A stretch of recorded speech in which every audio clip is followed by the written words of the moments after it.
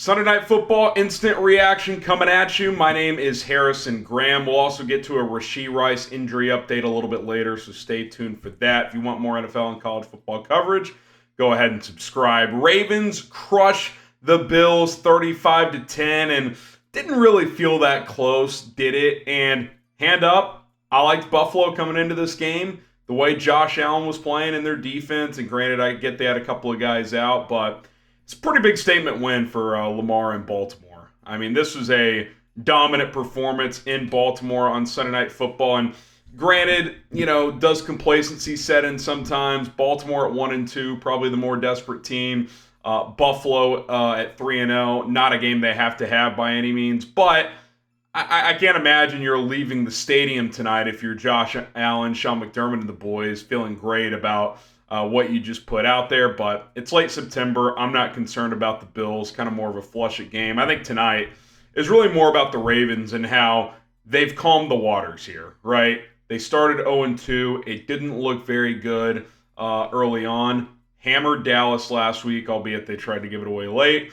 And then tonight, just a dominant 60-minute performance. I would say the most complete performance they've had since they hammered the 49ers late last season in December. Remember, the chatter going into that game was winner wins MVP, Brock Purdy, Lamar Jackson, and the Ravens just dominated. Well, this was similar to that, where they just dominated the game. And Derrick Henry, through 2 weeks, it kind of felt like a clunky fit. Like, is this really going to work? Can you run read option with Lamar and Derrick Henry, who's typically a patient between the tackles runner, not really a burner?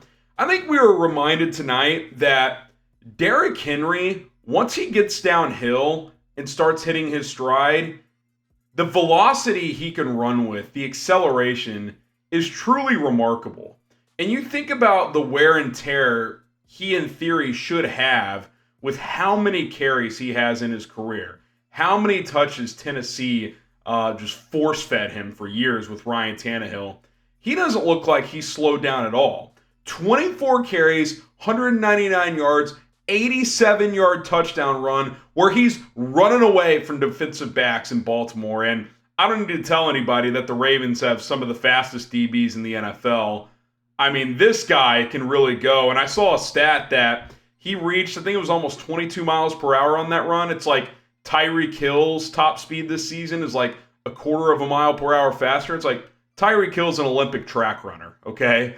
Derrick Henry is 6'3", 245 pounds, and he's running away from corners. I mean, it's really impressive, and it feels like that offensive line has kind of figured some things out as well. Kudos to Baltimore for really steadying the ship here in the last 2 weeks and getting back to 2-2. And with Pittsburgh losing to Indianapolis, I think you'd probably have to say the Ravens are the favorite again in the AFC North. 1 month into the season, they're only one game back of Pittsburgh. So this was a dominant game. He also caught a touchdown pass from Lamar, who had an efficient performance as well. He was 13 of 18, $156, 2 touchdowns, rushed for 54 yards and a score. And this is how the Ravens want to play. This is the formula. Pound Derrick Henry, run Lamar, be efficient as a passer, throw the ball 18 to 25 times. And that's not to say you have to hide Lamar as a passer. He's very capable. You just don't need to drop him back 40-plus times. Like, that's not what you want to do. And that's why, looking back at the AFC Championship game against the Chiefs last year, Todd Monken's trying to make him Joe Montana, just dropping him back every time. And it's like, Todd, run the ball with your backs, which I get it, they didn't have Henry at the time, and run Lamar. I get you want to limit at times Lamar's carries in the regular season, but I still can't get over that game plan against the Chiefs. But you got to move on here, and now you're 2-2, and you feel like if you're the Ravens, your season kind of began tonight, right? You're out of September at 500. Things certainly could have been worse. And the 2 games you lost were by a touchdown to the Chiefs, where you were a toe out of bounds, and kind of a fluky loss to the Raiders, who, hey, may not be that bad. Beat your division rival Cleveland today at home. They're 2-2. So, big game next week, though, for Baltimore. At Cincinnati, Bengals got on the board today with their first win of the year. They are now 1-3. So, that's a big one before they get Washington at home. So, and then at Tampa. So, it doesn't get easier for Baltimore the next 3 weeks, but really good 2-game stretch against Dallas and Buffalo here. For the Bills, I'm not too worried. I will say next 2 weeks are pretty interesting for Buffalo. At Houston, battle of 3-1 teams. At the Jets, who laid an egg against Denver today. So a couple of big games coming up before they get the Titans at home, a game they should roll in. But, it just felt like Baltimore set the tone tonight. They had Josh Allen running for his life. They definitely won the trenches battle on both sides. And, if Derrick Henry can run like this, which he's proven over his career he can, and if Lamar is efficient as a passer and using his legs properly as well, that's a formula to go win 11, 12 games and be formidable in the postseason. So big win for Lamar tonight to take down Josh Allen. Typically in these big type of games, I would lean Allen in that matchup. And the Baltimore Ravens curb stomped them tonight. It was a dominant performance. All right, we'll get to Rashee Rice and a couple of other thoughts before we get out of here in just a second. But don't forget to hit that subscribe button. We are less than 200 subs away from 3,000 here on the channel, bringing you videos every single day, sometimes multiple videos, NFL mostly, some college football, bringing you the latest news, game reaction, opinion pieces, and a whole lot more. So subscribe to the channel today. We'll have overreaction Monday, tomorrow, although we might do a little receivers the Chiefs should trade for, depending on the Rashee Rice news. So stay up to date with that with us by subscribing, and don't forget to turn on that notification bell.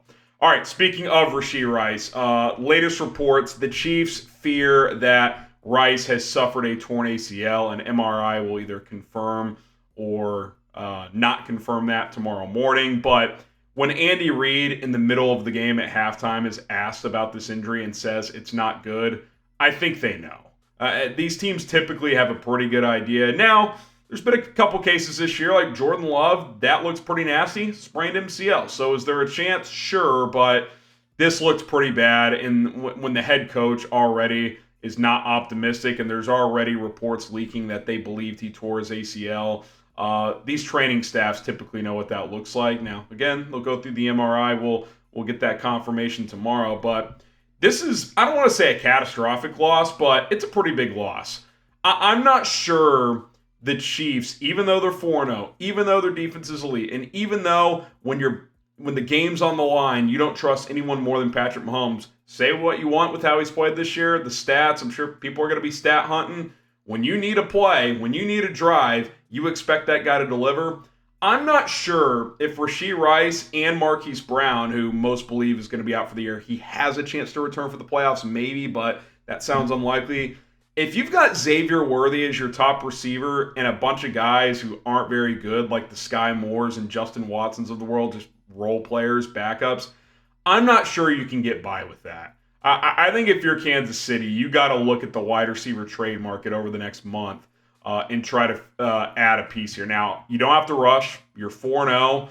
If you play 500 the rest of the way, 13 games, say you go 6-7, you're a playoff team, so you don't have to force the issue right now. Winning that game to get to 4-0 was big, especially considering head-to-head division opponent. You've got yourself some wiggle room. Maybe you give it 2-3 weeks to see what this receiving core looks like. Good news for Kansas City is Travis Kelce looked better today. He got more involved. I would expect that to continue. But you've got a speedy rookie receiver who caught a hell of a touchdown pass throw from Patrick Mahomes, about 60 yards in the air on a frozen rope. But he's not going to run the full route tree. There's going to be some limitations there and a bunch of backups. I think if you're Kansas City, you got to be looking at the trade market to see who becomes available. I mentioned Cleveland lost to the Raiders earlier. They're now 1-3. It feels like their season could unravel with Deshaun Watson just not good enough. Do they put Amari Cooper on the trade market? Would you trade a day 2 pick for him, like a 3rd round pick? I'm not sure what it would cost, but I would imagine you'd have to pay a little bit of a premium to an AFC team, but that it might be worth it because the Chiefs are trying to three-peat. They're trying to do something special, and it's going to be difficult. Even with Mahomes' greatness in Travis Kelce and that defense, it's going to be difficult if your top receiver is Xavier Worthy. I think it's a tall ask. So I would expect Kansas City gives this a couple weeks, see how they play with the current guys they have. But assuming the worst here, and Rashee Rice is out for the year, and if they don't think Marquise Brown can come back, On paper, this is one of the worst receiving units in the NFL. And they kind of made it work last year, but you got to remember, by the end of the year, Rice was a very good player. Kelce was very good, and I still think in big games, Kelce's going to be able to deliver, but from a week-to-week basis, it's probably going to be inconsistent. So we'll see what happens, but I think I'd be exploring the trade market if I was Brett Veach, and we'll probably do a video on that. Once the Rice injury is confirmed, we'll probably do like 5 receivers the Chiefs could trade for, or something like that, because I think there's some pretty intriguing ones based on how the first month has gone and who could potentially be available. But certainly we'll keep an eye on that. But some final thoughts here before we get out of here. We didn't talk a ton about the afternoon slate earlier today. Got to give flowers where they're due. Jaden Daniels, Cliff Kingsbury, Dan Quinn in the Washington Commanders. They look like a real team. They look like a playoff contender. 42-14 at Arizona. I kind of like the Cardinals here. Coming back home, Washington flying cross country on a short week. I liked Kyler and the boys to win that game, and they got smoked. Not even close. And Daniels, 26 of 30 for 233 and a touch. Just very efficient, accurate. He's not launching balls all over the place. He did throw a pick, but he's pretty damn good, dude. And Quinn gave Cliff Kingsbury the game ball, and the locker room erupted. Feels like the vibes in Washington are a place it hasn't been since RG3's rookie year. That's been pretty interesting to follow. 49ers took care of business, dismantled the Patriots 30-13. And I mentioned it briefly, but give Antonio Pierce and the Raiders credit. Every time I look at this and I'm like, this just isn't going to work. Look, they're 2-2, man. They beat the Ravens and the Browns. And I get Deshaun Watson's a disaster, but that Cleveland roster is pretty good. And to win that game, after your coach came out publicly and questioned some of your guys' efforts, that's a pretty big way to bounce back. And to get to 2-2, again, I don't think the Raiders are a playoff team or anything like that, but you look at the AFC West right now, Chiefs are 4-0. All 3 other teams, Chargers, Broncos, who beat the Jets 10-9. What a weird game that was. And the Raiders are all 2-2. So that division could be a little better than expected.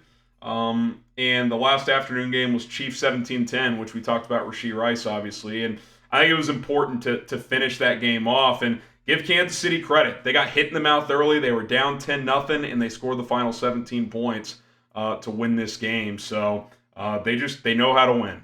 I think they've won 10 games in a row now, so something to be said for that if you're the Kansas City Chiefs.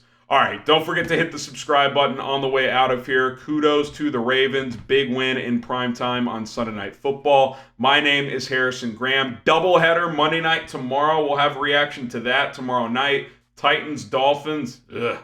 Tyler Huntley starting. That's a pretty brutal game. But Seahawks, Lions, I'm pretty excited for, so that should be good. We'll react to all of that. We'll also have a video earlier in the day tomorrow as well. So check that out. Turn on the notifications so you never miss anytime we publish an episode. And until then, we'll see you guys then.